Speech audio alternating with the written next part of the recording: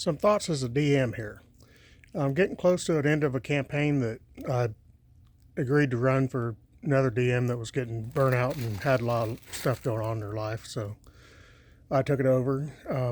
Getting close to the end of the campaign. Now, that's kind of a bittersweet deal, coming close to the end of a campaign. But the show must go on afterwards, so you're going to need a new campaign. In order to have a D&D campaign, something terrible has to be happening. Somebody has to be doing something bad. Now, it can be something totally new for this new campaign, something unrelated. If you turn on the news, you can find all manner of bad things going on all the time, everywhere. So it wouldn't be anything out of the ordinary for something totally new to pop up. But my thought is, why not tie it into something that happened in this campaign? Some mistake that your players have made, whether through action or inaction, led to something in the future going wrong that these new set of player characters are going to have to deal with. Now, the situation that I gave, I know my players tend to be kind of laser focused on, okay, win the encounter, and the encounter's one mission accomplished, and go on to the next objective. And that's kind of the way combat goes, is, okay, win the encounter. Now, I had a situation where I had a bunch of bad guys. I thought it was pretty obvious these are bad people doing bad things with bad intentions, fighting the party, and the tide started going in the party's favor. Nameless henchman number 5 decides to escape. He ran away, and they're like, hey, that's fine. That's one less bad guy to deal with. Fight's over. Nameless henchman number 5 has escaped. There's a ruined temple nearby. They did not search it.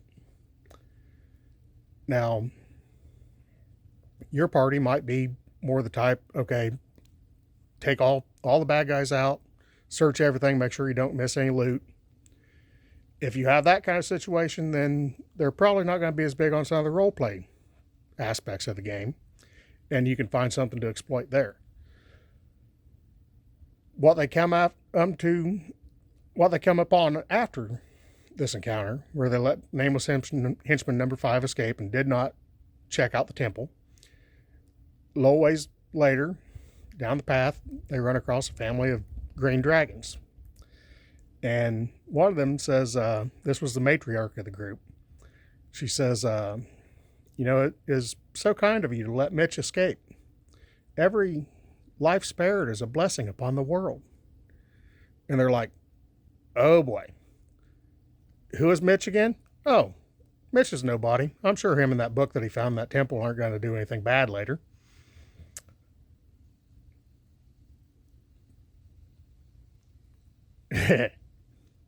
There's your next campaign.